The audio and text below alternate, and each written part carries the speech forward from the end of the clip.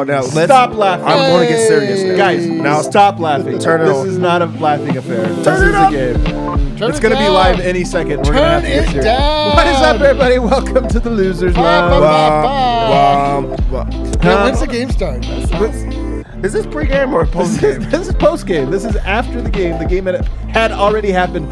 Didn't a game implies like some fun, right? Yeah. Was that a game? Well, that was like that wasn't a fun. Nuggets work day. Yeah, it was like a Nuggets workday. It's so true, man. Nuggets fall 125-98 to the Dallas Mavericks.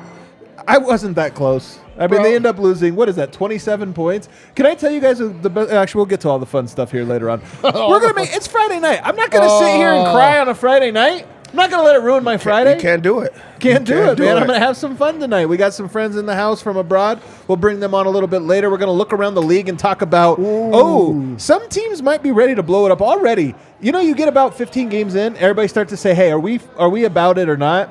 I know one team in particular that might not be about it, that might have some players that are interested. Are you talking about the Nuggets?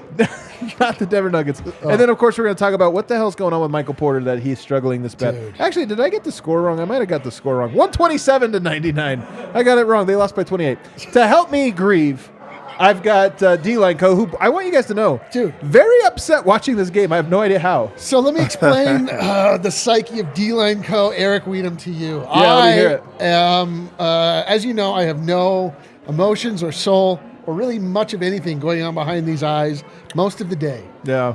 Then when sports happen, I Yeah. turn on all of my emotions, and then I okay. allow things that are trivial and stupid to annoy me, anger me. I tweet about it. I'm a jerk. I'm not nice to you. I wasn't nice to you either. And now it's over. I'm fine. Yeah. Get right out of my system. Yeah. Oh, that's good. I'm glad to see the smile on your face. I hadn't That's seen how it I so do it. long. And then over here, I got Superstar Dev. Yeah, I mean, the Nuggets say they lost that game by 28. You want to know what's crazy? It felt like they lost that game by 28. Not fun. It was not many positive moments in the game. The thing about this game is, what is that saying in Game of Thrones? What do they say? What is dead may never die? That's how I felt with this game. Like, you were very emotional watching it happen. This game went exactly the way I expected it to go. We had a whole pregame show where I explained that I knew we were going to lose. All the same, in the watching the game, I want minimum 6 dope moments, and I think we got 2. Yeah, we didn't get very many dope ones. We're still going to try to have some fun here. Do you guys want a fast recap here? Oh, and I'm going to Jesus. tell you, it's really fast because you can tell exactly when I stopped taking notes. Right, yeah. All right, you ready for this? Yeah. Bruce Brown starts on Luka Doncic. I put MPJ. I don't know why. He started out on Luka Doncic. I just thought that was noteworthy. Like, who are they going to put on him tonight? That's who they put on him. It didn't matter because you just mismatch hunt, right? And you just get screens going. Nuggets went to a lot of Jeff Green ISOs tonight, which was a little surprising to me. Like, you thought, where were they going to get offense without a point guard, on the court? Bones coming off the bench. It turns out Jeff Green. Actually, we talked about who was going to lead the team in scoring, Bones or MPJ. Answer, definitively, although Bones actually had 17. But it was Bruce Brown, KCP, with a little Jeff Green sprinkled in there. We should have just gone with the vets. We learned our lesson. Just bet on the vets. Vets know how to score. We're stupid. The story of this game, if you want to be analytical, if you actually want to talk about things that maybe actually mean something, and I do think there's one thing, and this is it, that means something to the Nuggets even when they get Jokic back, that is that the Nuggets went toe-to-toe tonight for the most part, or I shouldn't say toe-to-toe. They matched up okay tonight with the starters. Once you bring in Christian Wood, and by the way, they're doing a very interesting thing. Christian Wood's like the third or fourth best player on that team. Second. But maybe second, but he comes off of the bench, right? And the reason they do that is they absolutely bludgeon teams with that Luka, Christian Wood pick and roll. It's like a 4-out, 1 good rim roller. What's nice about Christian Wood is you can play 4-out with a rim roller, or you could play 5-out because he just spaces. And you saw tonight how impossible it was to guard. It was impossible to guard. They scored whenever they want. And when they didn't score, it was an accident because they got exactly what they were trying to get. And Denver had no answer for it. They went small. They put Zeke Naji, Vlatko Čančar out there. Those guys did the right thing. You switch. It didn't matter. They were murdering that lineup. That's where they made their run. That's where they made their bones tonight. It was interesting. Another basketball note. I just want to go through these notes because they're things that'll frame the conversation. So that when Malone made the switch, the next thing they started to do, so instead of hunting DeAndre Jordan, the next thing they start to do is hunt Bones Highland. They're like, okay, let's get for him. But Denver had a good game plan tonight. They knew that was going to happen. And what they were doing is they would go they would not allow it to happen. Like Denver would not allow Bones to get out there. It happened a few times inevitably, but they had a game plan to kind of get him off and rotate on the backside and what have you. It just didn't matter, man. Luka's really good. He's talking to. He's enjoying the recap. Yeah, is that what it is? A really good recap? Yeah, This is Luka a great is really good. Come on. I feel like a school teacher, man. Yeah, with you're those right. my children. We focus. ISO on Adam. We're gonna throw Yeah, gosh dang it. airplanes. You guys suck, clown. man. You guys are the worst Keep friends your I've ever had. focus. Michael Porter Jr. missed a jumper as bad as he will ever miss a jumper. God. He missed a lot of shots, but there was one in Bro, particular. why are we talking about old stuff? And you guys know exactly the shot I'm talking about. It was we'll have to get to it. It was that bad. And then that was really my notes. I just stopped taking notes at that point because it was like, what am I doing? Well, you didn't miss the game. I didn't miss the game. Those were interesting things that happened in the first quarter, and then nothing else interesting happened because the Nuggets were down 20. I think they were down 15 at the half, 20 in the first 2 minutes of the third quarter. Yeah. And the rest of the game just kept lingering. Yeah, dude. It wouldn't die. It would not die. You kept is looking it at still the on? clock. Are we sure it's over? It might not be over. We should have started this 10 Dude, we minutes should ago. have. The post game should have started in the end of the first quarter. It was this game. This was a fait accompli. We should have the tried entire that. That might have actually been a cool Yeah, thing dude. to Like do. just like listen. What are we doing? Here? What are we doing? The game is over effectively. Yeah, we need to call it the effective post game show. I will go. I don't even really have to do this, but Dev, just give me one takeaway. Just one. It's tough to just only do one or so many things in that game. The one I'll say is that before this season and before this game, I had heard whispers of a top 5 defense. Oh. I thought that this was going to be a team, especially tonight. I was like, hey, that's they're rough. missing so many different guys that they're going to have to just like play hard defense and like really try to have a slow paced, slow it down, grind it out type of game. That's kind of what I expected. I did not expect that to be the track meet that they allowed it to be offensively and defensively. And they just kind of let guys do whatever the hell it is that they wanted. Luka scored whenever he wanted to. Christian Brown scored whenever he wanted to. Guys were just hitting shots from everywhere. And it's just like the bad defense that they've already had now is going to look even worse. They're going to be one of the worst defenses in the league if they keep Christian this type Brown of games had up. been scoring all night, but it was Christian Wood. It was Christian Wood. Yeah, it was not Christian Brown. That would've been You're sick. right. Oh, so Matt. What would you guess the Dallas's offensive rating was tonight, according to Cleaning the Glass? 148. No, it was 135. You made it now. You make it sound like it was respectable. You went way too high. It was only 135, you fool. They only had an insanely 98th percentile offensive rating. That's horrible, man. It's interesting that that's your takeaway. I will say this. Dallas has a few lineups that are tough for anyone to guard, and I think they're especially tough for Denver to guard. Yoke wasn't even out there tonight, but they did play DeAndre Jordan. The one thing I will say is, not to be a hot take, but I talked about the two teams to me that worry me in a playoff series. It was Phoenix and it's Golden State because they can spread you out and run that pick and roll and make it tough. I got to throw Dallas in there, and I know Jokic wasn't out there tonight. Things will change. Like, we'll play again, and we'll see how they do. But the thing they're good at, and they were so good at it tonight, like it was unbelievable how good, is the exact thing that I don't have confidence in Denver being good at. I do think that Jokic would murder Christian Wood, so this would be like a 140 to 138 type of game if those two guys are healthy. But watching Luka execute in the pick and roll, he's better than ever at it. Honestly, he was so impressive tonight. Yeah. That was one of the things. What's your big takeaway? Well, I mean, my big takeaway is that, you cannot count on anyone other than the top 2 players on this team to actually, I mean, and perhaps this is true of every team in the league, but it's just like, without Jokic, we are literally nothing. We are nothing. We have nothing. We are nothing. I have no identity. I have no joy. Life is bleak. Life is gray. And without Jokic, how much of your worth is Nikola Jokic? Your personal worth? Are you percent? Well, how much do you think my personal worth is? Just in absolute. Worthless. $11. So of that $11, I would say $9 is Jokic. Okay, there you go. All right. You're kind of right. That is obviously one of the big takeaways, but we can't make this a Jokic wasn't there, ergo No, I thing. know. No, what I'm saying is Jamal Murray was also not there. Aaron Gordon was also not there. Like, even Aaron Gordon would have had an impact on this game in a meaningful way. They might have still lost by 20, but it would have been different. Yeah. You're really talking about 3, Yes. maybe your top 3 players, honestly, but at least 3 of your top 4. So Yeah, and just to stick on that Aaron Gordon not being there, these are the type of games that you miss him for most. Like, Luka and guys have been getting off against Aaron Gordon, but they're not doing those 32-point triple-doubles against, Aaron Gordon. He slows them down. He makes it a lot tougher where they're having to have other guys beat them. In this game, Luka could have beat them by himself because they don't have a guy that can slow him down, and missing a guy like Gordon who's going to compete and battle and get everyone else involved and also do his job to slow people down. That's what they really, truly missed a lot. So, having a guy, even one guy back, could have tilted the game, not say win, but at least make it a little bit tougher. Yeah, man. And just quickly, just for me, I don't want to harp on it too much, but, man, it's just MPJ has been so disappointing. Just so. You don't want to harp on it too much. It's the title of the show today. That we don't want to. Yeah, but you talking about it early because I know we're going to have to get to that. Just this could be we could just go into a long form discussion of just how deeply impotent Michael Porter Jr. has been these last 2 games without Jokic there to feed him the ball. Completely unable to get a shot for himself, looking lost on rotations, out of place all the time defensively.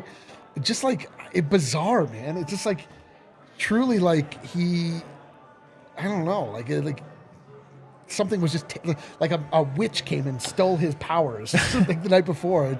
He's just I don't know. I wanted to see last game him step up when the other 2 big dogs were down and really establish himself as a guy on this team that can be counted on. But my God, man, we got just the absolute opposite of that 2 games in a row now. He only played 24 minutes tonight, which is mercifully he only played 21 minutes tonight. He was a minus 21. He had 10 points on 4 of 15 shooting, including 1 of 15 from 3, or 1 of 5. It's crazy he only took 5 threes. He took 10 shots inside the arc and only made 3 of them, which is kind of crazy. Although I should say a handful of those inside the arc were on the arc. He took some weird ones tonight. Bad. And I'm telling you, this is the thing, because I want to cut him a little bit of slack up front before we start to criticize him and spin a whole thing here.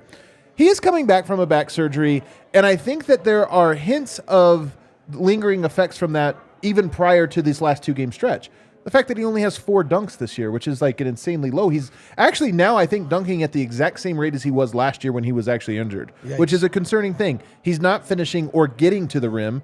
We talk about his handle not being good. It's better than what we've seen. I think his handle is not good, but it's better than this. But his athleticism is worse than what we have seen in years past. So when he's dribbling, even with his moves, he's just not getting around guys because I don't think he's moving very smoothly or quickly or anything, or with any power. He gets knocked off very easily. So I think part of what we're seeing here is a Michael Porter that, if this is who he is going to have to seriously adjust his game. If he is not a guy that can get to the rim, the way we saw even his rookie season, his actual rookie season, then this is significantly different. And to me, that's what's concerning, because a lot of people are saying, is he that dependent on Jokic?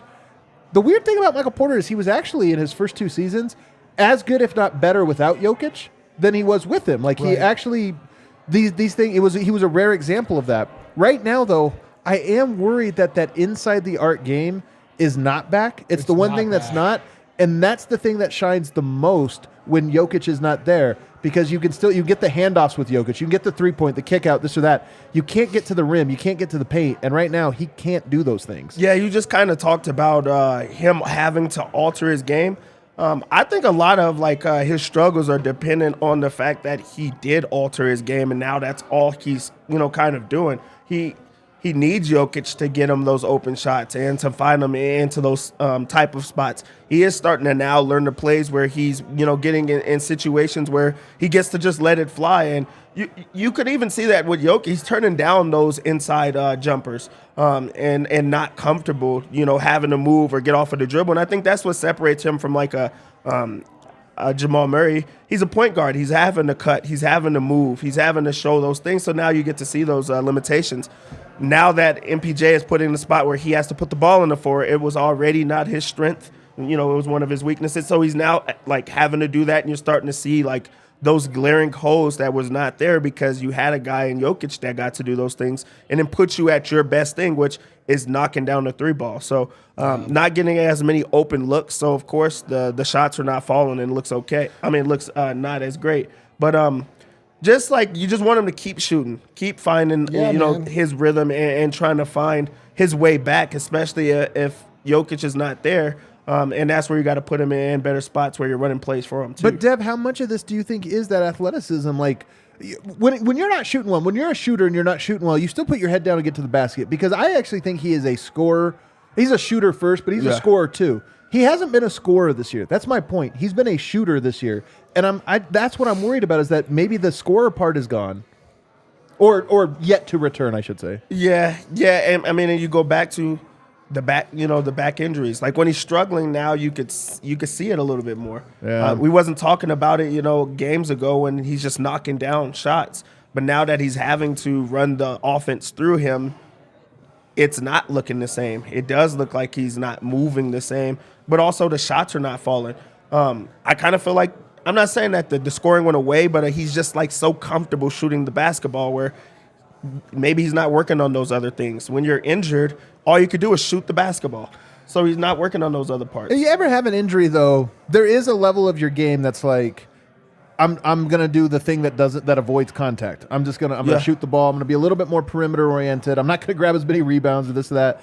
And I just wonder if that's kind of what's going on with him a little bit. It'd be ironic, Eric, if we spent this whole year being like, he's playing with it himself. He's not forcing shots. It turns out it's just because it hurts too much, or like because he doesn't have the explosiveness to force. He's not doing it out of like teamwork. He's learned absolutely nothing, but he's just yeah, exactly. He's just limited physically. Yeah, exactly. Well, whatever gets us to the end that we need. Here's the part I want you to talk about, though, Eric. I worry about his confidence. He looks rattled to me, man. Like he wasn't just missing; he was starting to miss by more and more. It was bad. Oh. That's what I mean. Like it was bad. It wasn't just that he was like, guy shooter shoots, has an off night. Like MPJ looked lost, man. Like, and it wasn't even a situation where the team was like counting on him necessarily. I mean, he wasn't. It's not like he was running the point or he was like constantly being put in a position. Like the ball was cycling through him every single time. That it just wasn't the case. He was just like, it was weird, man. Like some of those shots that he put up were like, like the weirdest air ball, like a really deep shot, which he does not have. He had some weird ones. You're just right. Weird. And like, then, I often, whenever MPJ, the ball is kind of moving, I always like, my eyes always kind of find MPJ to see like where he is behind the arc.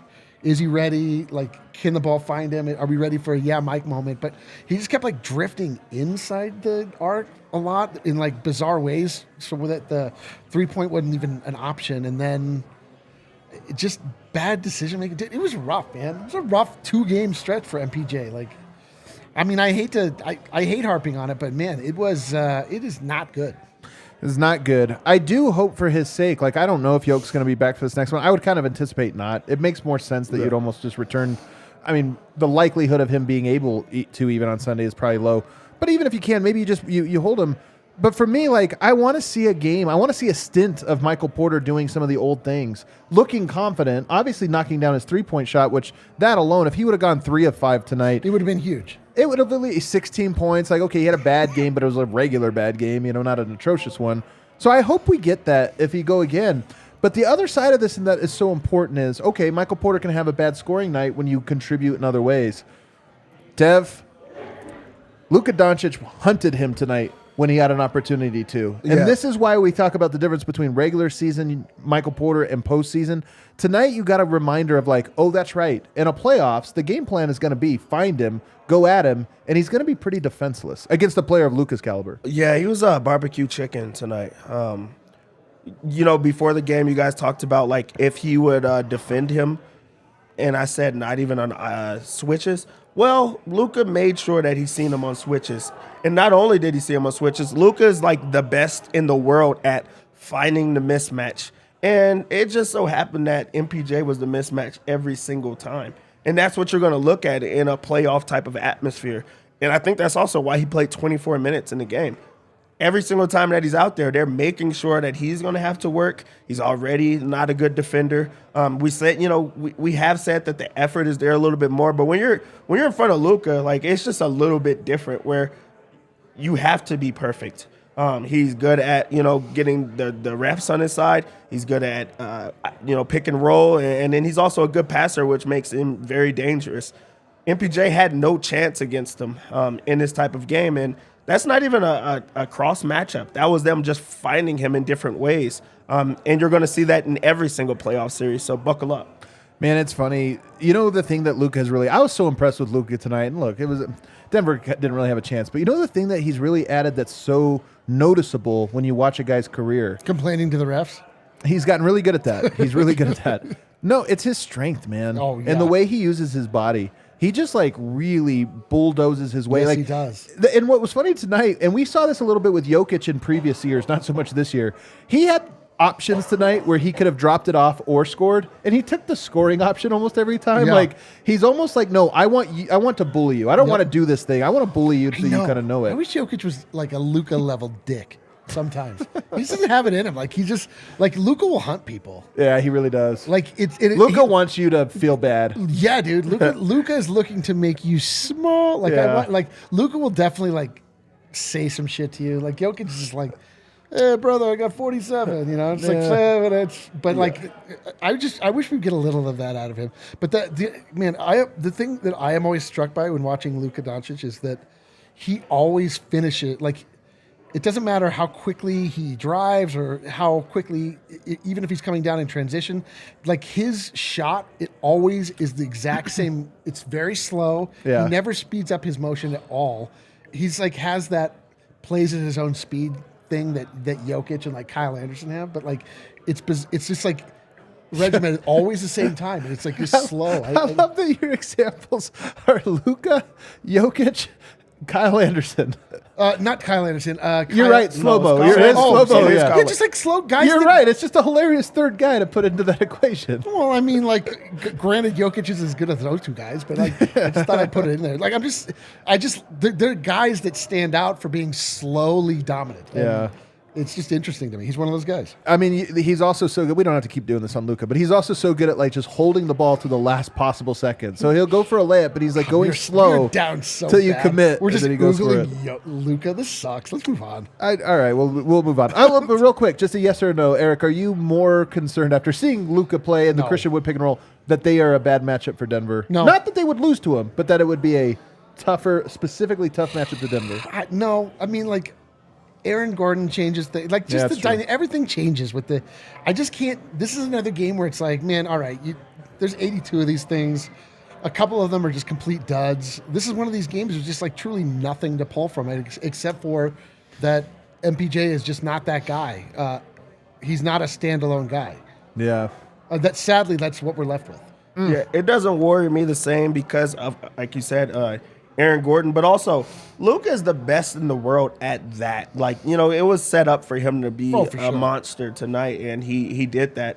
Also, every single team has the exact same game plan of make someone else beat you besides Luka, and he does those type of things. Like, it's just who he is. So it's going to be tough regardless. But then on the other end, they're not going to be able to just do that every single time because they're going to have a lot of guys that they have to defend, and we're not having the same conversation with Jokic, Aaron Gordon, Jamal Murray there. It's open enrollment time for individual health plans now through January 15th with Denver Health Medical. Am I covered for watching the next Nuggets game? You might be. You have to check your profile. I'm enrolling right now. Denver Health Medical Plan offers Elevate Exchange plans available on the Connect 4 Health Marketplace with great benefits and affordable plan choices. You can also call direct at 303-602-4912 or sign up online at denverhealthmedicalplan.org. Hell yeah. Honestly, guys, it's seriously, man, get healthcare. It's a really important thing. Like, especially as you get older. I'm a guy now, obviously have kids. This has been a thing I've been adamant about, obviously, for years. But I know a lot of people are like, I don't need it at this age. I'm working these different jobs or what have you. Dude, I'm telling you, get health insurance. Like, you just don't know, and it's one of these things that you find that once you have it, you like a feeling you had inside of you that you didn't realize was like terror.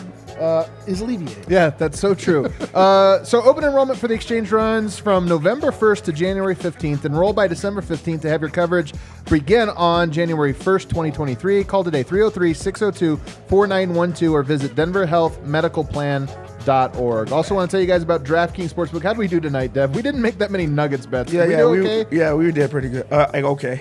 We did. Oh, wait, what's that mean? We won one of Are you guys watching video? What are you guys watching over there? Yeah, Dev has Netflix, so we're just checking that It's out. unbelievable. I'm telling you guys.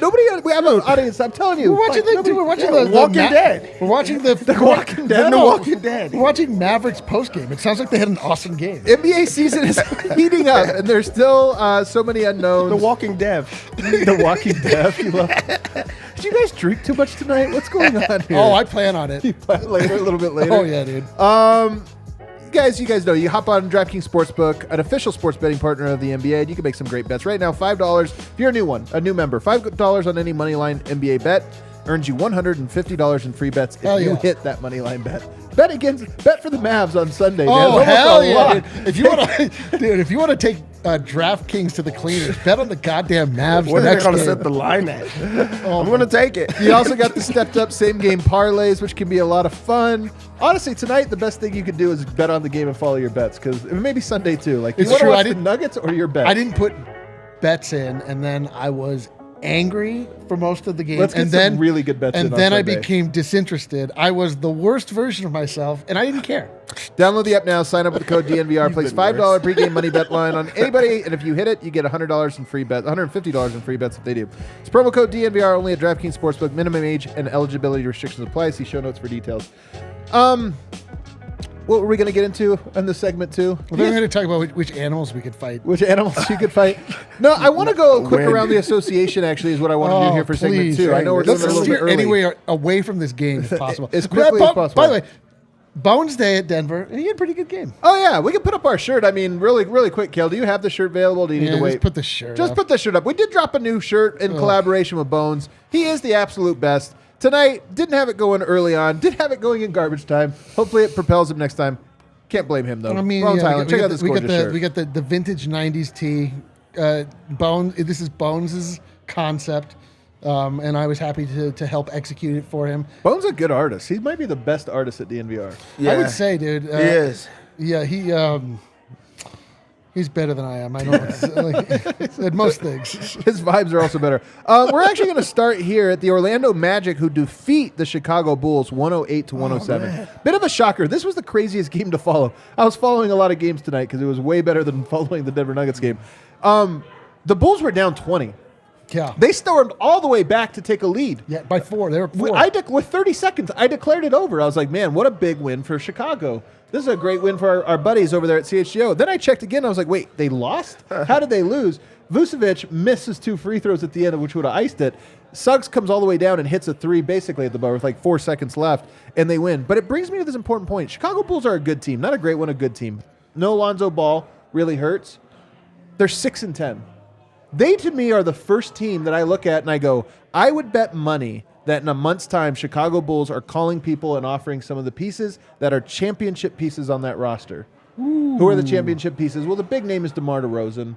Look, here's the thing about Chicago Bulls. Zach LaVine. They have a top 4 protected pick and nothing else. Like, if it goes higher than that, they're screwed. This is a team to me that probably, this is why they might pull the cord early, because they might actually luck up and win a couple games here over the next month.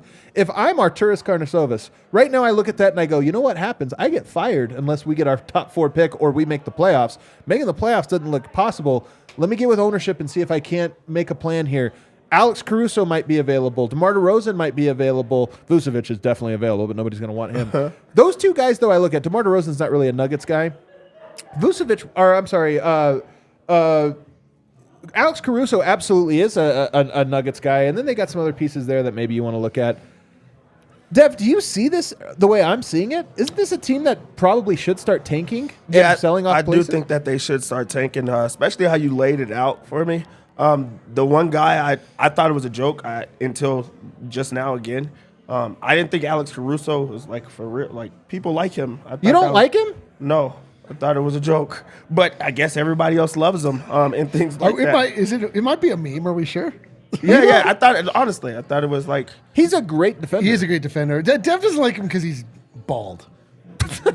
yeah. Definitely I hated don't it. know. I don't know many ball guys that I like. Tupac, but like athletes. Kill Thinking Sorbo. about it. Super producer Kale in shambles. No one around here. Get wrecked, Kale. Get fucking wrecked. Yeah. So They need DeMar DeRozan to get off that team. Like his stock is higher than it's ever been. That's who could make a push. I don't know if they have a guy that really is a Nuggets guy or a Denver guy. Yeah, I don't think they do. I mean, I think Alex Caruso 1,000% doesn't really make sense to me though. Denver's not going to be the team that gets him. Like he's too good of a player. Is he? What Dev says.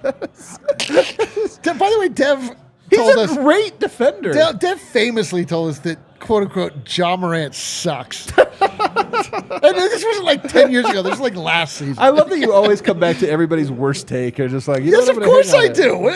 All right, None of you're only as good as your worst take. That's what I say. The Celtics dominated the Pelicans tonight. They won the first quarter 40-25.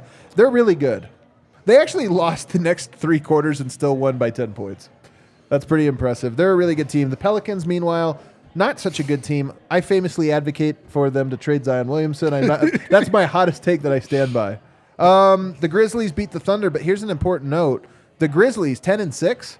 Ja Morant goes out. Desmond Bane's already out. Ja Morant went out tonight with a rolled ankle. Fine, he sucks. And he could not stand on that ankle. He could not step on it.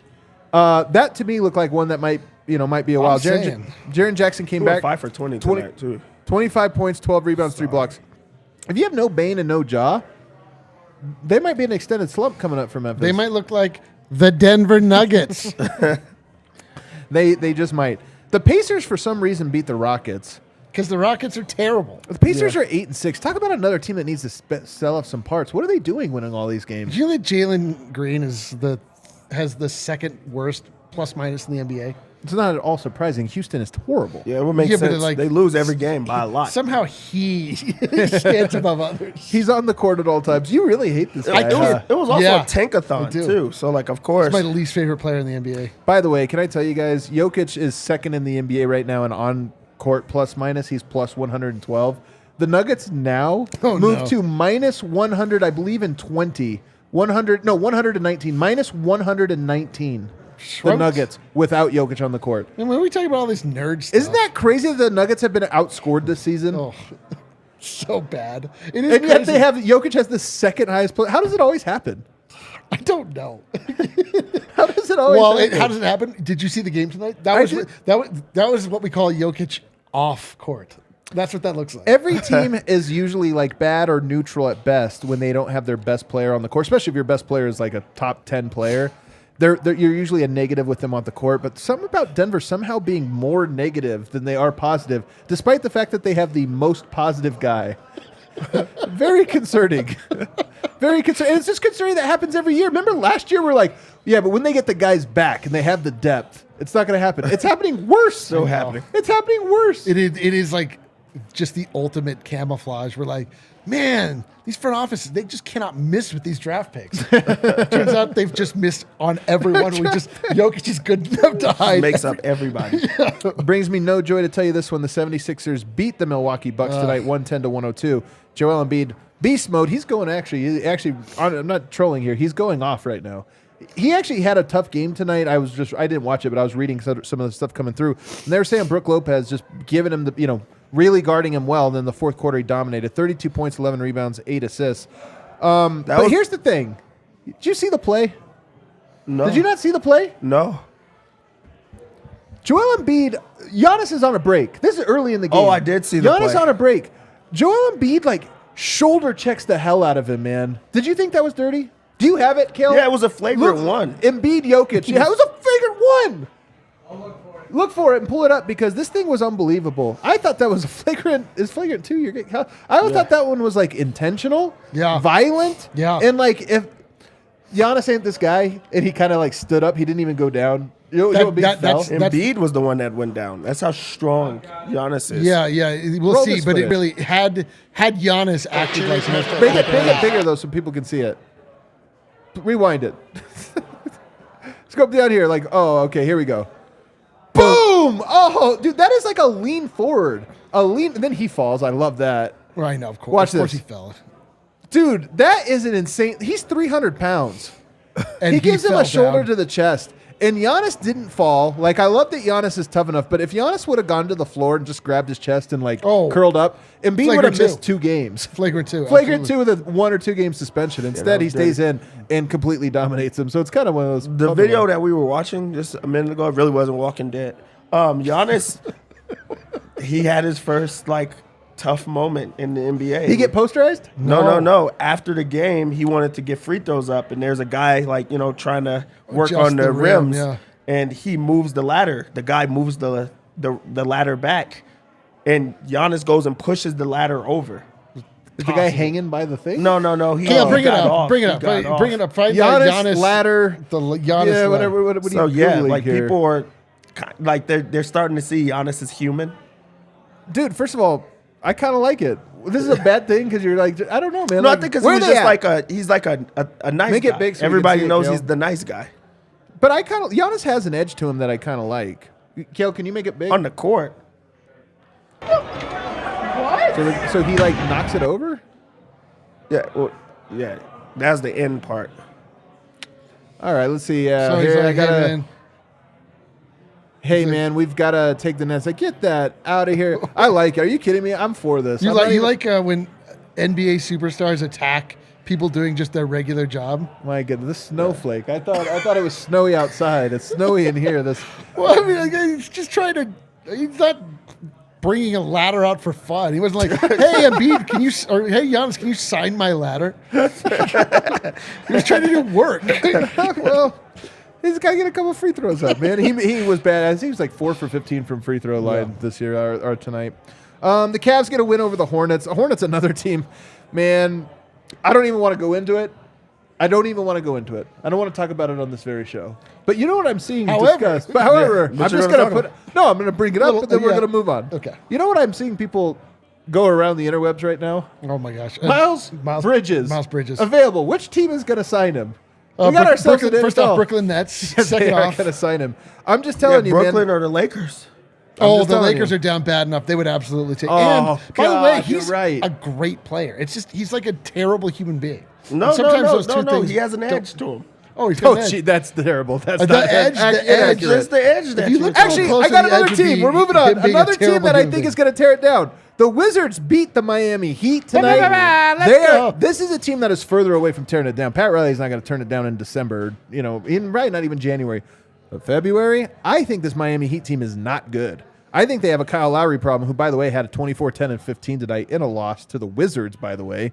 7-9. They're 7-9. And by the way, they've played a ton of home games. I think more than anybody. They've been at home, the Miami Heat. That's a team to me, I'm telling you. I would not be surprised if they were a player in some big trades. They had the worst 7 tonight. If they would have won that one, that would have been a wow. And they almost did with their 7. They have guys on the team that I've never even heard of. Haywood. First off, his first name is Haywood Highsmith. Haywood Highsmith? Haywood Highsmith. That sounds like a Where did he go to college? Haywood You Highsmith. know? Where do you think he went to college? It sounds like he went to Cambridge? He was an Indiana Hoosier. Hayward Highsmith? I would have guessed Cambridge. Do you know? No. Then why did you ask this question? You act like I had a great answer I think to he was it. literally just asking. Yeah. I thought you had a good punchline to this. I just didn't think about this. Like you guys are a little too aggressive. You guys were too fast. I had to think about that one. Oh, he went to Wheeling. Oh, yeah, What? Wheeling. University? Wheeling. Yeah, dude, he went to Wheeling. You didn't know Wheeling that? University. Great. Have you ever heard of it? No. So you thought I was going to know that answer? I didn't know why you were asking me. I bet you there's a lot of trivia you don't This know show about is Haywood a disaster. Highsmith. This The show Nuggets is lost by 30. What do you expect there? dude. This show is that game of this show.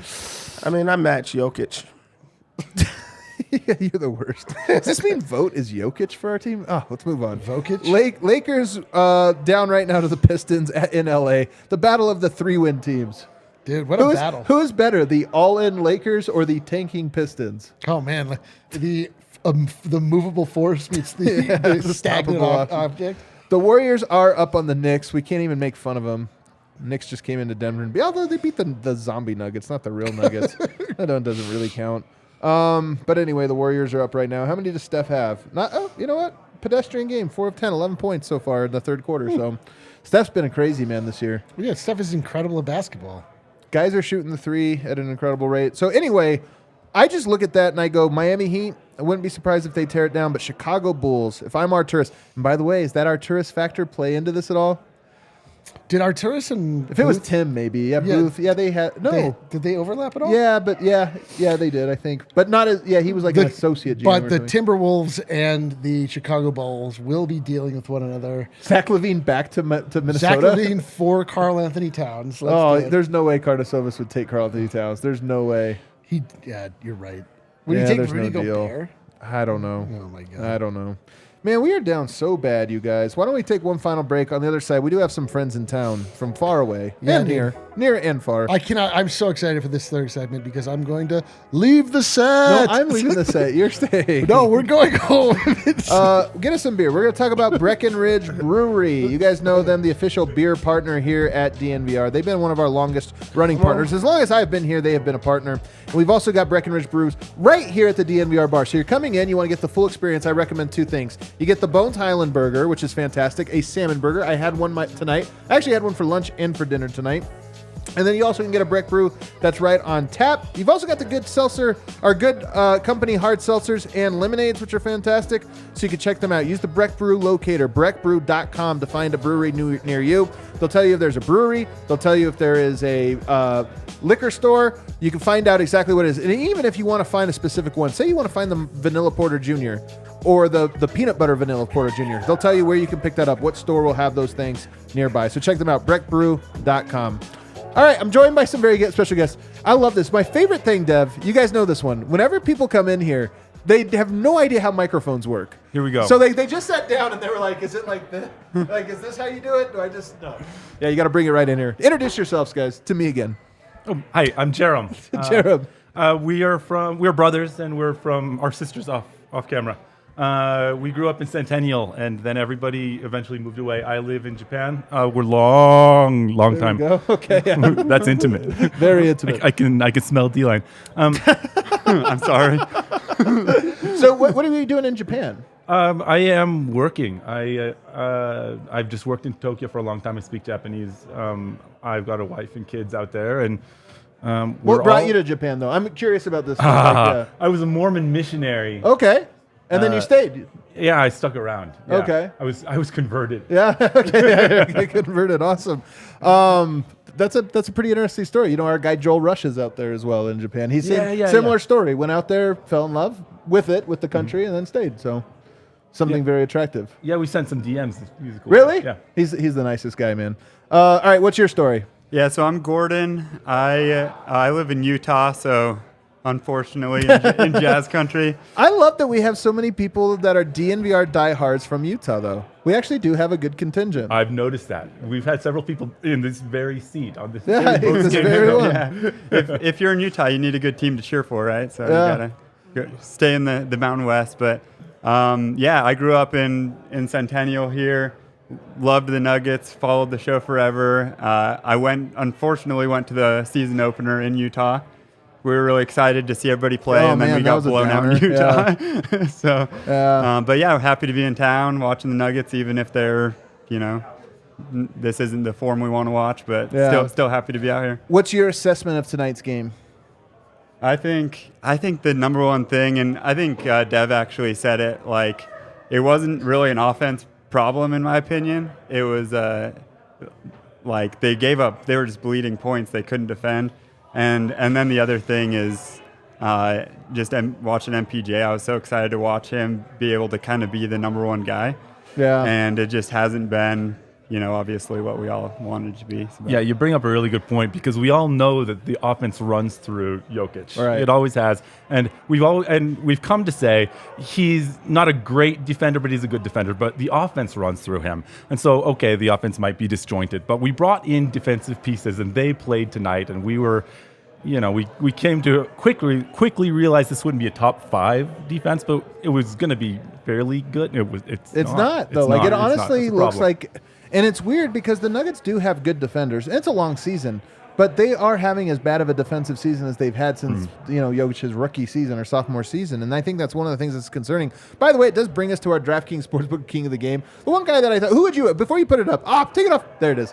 Who would you have put? Bruce. I was going to Brown, say baby. Bruce too. Yeah. All right, throw it up. We're all in agreement. Bruce Brown, easily to me. 18 points, 7 assists, 4 rebounds, and just tough. Like, the one guy that just competes, plays hard, plays tough. He was probably sick to his stomach being out there tonight. The moment that got me out of my chair was the drive through the middle for a dunk. That was Yeah? that was Oh, the man. that was the highlight of the What game. about the Vlatko? The Vlatko buzzer beater? You got to find Yeah, the yeah, things where, there's a few. There actually were some small moments in this game. Like, Bones also did. Bones had the hit ahead to him. Yeah. With the spin assist. That was The it. spin assist. There were and then Porter, the very first play of the game, or the first scoring possession for Denver, Porter had a really good drive and dish, and I was like, man, that's a good pass. He doesn't have that many pass highlights, and I was excited, but of course down there. Mike Seeger reporting from there. Michael Malone asked about Michael Porter Jr. and his struggles tonight, and he says, speaks to the value and greatness of Nikola.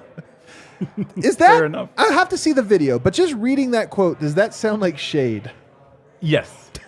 Yes, I'm going to say that does sound like shade because, Michael Malone shading him. you got to say something, and you're trying to say something nice, but you're doing it you're saying something nice on purpose to bring to light how bad everybody else looked. Yeah. I'm fine with it though. You're fine with a little bit of shade? Okay. He's not here's that why. wrong. Here's why I'm fine with a little bit of shade. Because of COVID, I haven't been back in Denver for like 3 years, and I've been looking forward to this trip for a long time. And we planned to come out. We went to the game at Ball Arena, sorry, against the Knicks the other day, and we'd had tickets for a while and really looking forward to it. And then COVID, and then Aaron Gordon, and so it was just a bummer. But Jamal Murray played with a lot of athleticism in that game, and I was actually impressed with his movement. The last shot was not great, but his movement was really strong and very athletic, and I was pleased. And then we're finally going to come to the DNVR bar and watch a game. But then he's got COVID too. Right. It's just been kind of a bit of a Nuggets-related bummer. But great to be here. Great to finally be at the new Ball Arena and hang out with my siblings. Yeah. Well, there you go. You guys have a positive outlook on life. I like this. This is Making very, the most of it. Very, very positive for what's been kind of an atrocious little stretch here. Michael Malone did say also post-game, I'm checking Mike Singer's tweets here, who's obviously down in Dallas, and he says that Aaron Gordon is the one guy who could join the team on Sunday. Basically, I don't think officially ruling out Nikola Jokic, but effectively ruling out Jokic and Jamal Murray. I think we all kind of assume that. Does Aaron Gordon, does he move the needle for the Nuggets on Sunday? I want to see it. I don't know if he moves the needle, but I've been really curious just to watch him guard Luka. You were talking about playoff matchups earlier, and that's something that I'm going to keep my eye on if they did meet in the playoffs. Just if he could even slow down Luka, just to kind of see that matchup and what it looks like, I think would be valuable just to kind of analyze and keep an eye on. It's moving too forward. hard in the NBA now to put a guy like Bruce Brown was on him, but he was never really on him tonight, right? Like he was never guarding him. You just switch him off. But I do think one of the things you want to see, and this is why I almost don't care if Gordon plays or doesn't on Sunday, because if the rest of the team's there, it doesn't really matter. I would want to see what it looks like when you throw multiple bodies out there. What is it if it's Jamal, Gordon, KCP, Bruce Brown? Does it allow for you just to switch any of those guys? And if Luka wants to ISO Jamal Murray over and over, so be it. He'll score a lot of points. But it might be an okay option, and then you can punish it on the other end. But if you just throw Gordon out to what we saw tonight, I'm like, I don't know, man. They'll switch him off. It won't matter. It won't make a difference. Yeah. What about Bones Highland? Where are you guys at with Bones Highland? Man. Oh, you want to go first? Well, seeing him in person, I've seen him in person a couple times. I saw him in Utah a couple times, and then here the other night. He's just fun to watch, man. Yeah. He's just fun. Seeing the deep threes and seeing Ball Arena, everybody's going crazy. That's been the thing that going to a lot of games where they're missing a lot of players, that's been kind of the funnest thing for me is just watching the energy this guy brings, especially the home court advantage he brings to Denver, I feel like, is just awesome. So he's been fun. I do think he is home court. It's not that he's better. It's that the things he does are more impactful because the crowd, you talk about the wave of the crowd. There are games you go to the Nuggets where they win and the crowd is dead because there's just nothing that gets you off the seat. Bones Highland always does something that gets you off the seat. The spin pass tonight, totally pointless, but so cool that you're like, hey man, it just makes it's everybody going. So I don't know. Are you high on Bones long term? Yes. First of all, my impression so far is he, like you said, he's the vibes master. Yeah. So Yeah, he's impressive at home, but that's because he does something. He does something that gets people on their feet, and the people getting on their feet does something for him. Right. And he rolls downhill. So that was a lot of fun. And like Gordon said, it was awesome to see him there because I was looking forward to seeing who was going to look like the leader, and without Jokic on the court, and who was going to really step up. And Murray looked like he wanted to be the leader badly, and I think he did a great job. But it felt like Bones was the leader. Really? Yes, that's an interesting take. Mm-hmm. That's a really interesting take. Here's the thing about it. I liked in that last game the Bones Murray having both of them out there at the end of the game. I think it could have gone better. And to your point, there was a lot of Murray trying to do stuff and then swinging it to Bones, who then broke his guy down. And sometimes it's just as easy as the second guy to catch the ball gets to attack a rotating defense or whatever, and he does a good job of that. But I do think there's something to that dynamic. And one thing we haven't seen this year is Bones closing games. Like, I think Denver has options offensively and defensively. They've gone to the Porter close. They've gone to the Bruce Brown close. We haven't seen them in a situation where they're down like 5 with 3 minutes to go. And I wonder if Michael Malone would say, you know what, let's put Bones out there as just an additional offense because we might give up some points on defense, but we got to catch up. I kind of want to see that because I like the dynamic between the two guards. If you added Jokic to that, I think it would have been fun. All right? Yeah. Cue that outro music there, Kale. You guys got to take to fire. Give me one hot take before we exit out of here. One positive hot take. Don't give me a negative one. A positive hot take? Yeah, give me one positive hot take on the Nuggets. It's a Friday. Allow yourself to believe. I'm going straight there. 0 to 100. I've never placed a sports bet in my life until this year. Really? DraftKings Sportsbook. Okay. Listening to your guys' podcast, but I placed a bet on the Nuggets to win a championship this year. I think this team. No, I'm serious about this team. I think that we're down bad right now, but they've got the defensive pieces. They've got awesome pieces in place. I think when it comes together, I think they got a great shot, probably the best shot in my life. So I love that you have this kind of level of confidence and optimism. You guys have very good energy. You know that? You guys all have very, very good energy. And I'm telling you, like Eric over there, look at him. I mean, he wants to cry. He's in the corner. He's got a 6-pack of beer, a personal 6-pack of beers right now. You already had one? He's got a 5-pack of beers. It's a 4-pack. He's so down bad. But here you are talking championship after a 30-point loss. I love it. Keep that faith alive. Right? Give me a hot take. Okay, Michael Porter Jr., this is only a slump.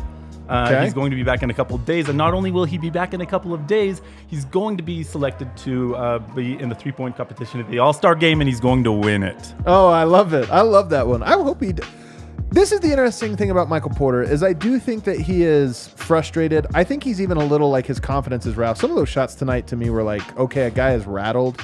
But you know what? Deep breaths, man. This is all part of like a player's growth. Every player has to be like embarrassed and like put in a place where they have like there's no other choice but to say, hey, am I gonna like push through this or whatever? And these last 2 games have gone as poorly as they could have for Michael Porter. They really have. They've gone as poorly as they could have.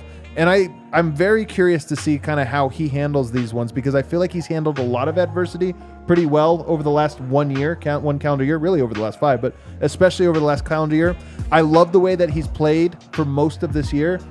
Getting a little bit exposed right now, but I kind of want to see what happens now that he has to, go back to the hotel room, kind of think about, so unfortunately just kind of sit and stew. And I want to see, does he come back on Sunday, even if it's in a loss, and just find something that you could build on and become a slightly better player? Or does the frustration mount because, look, it could go the other way.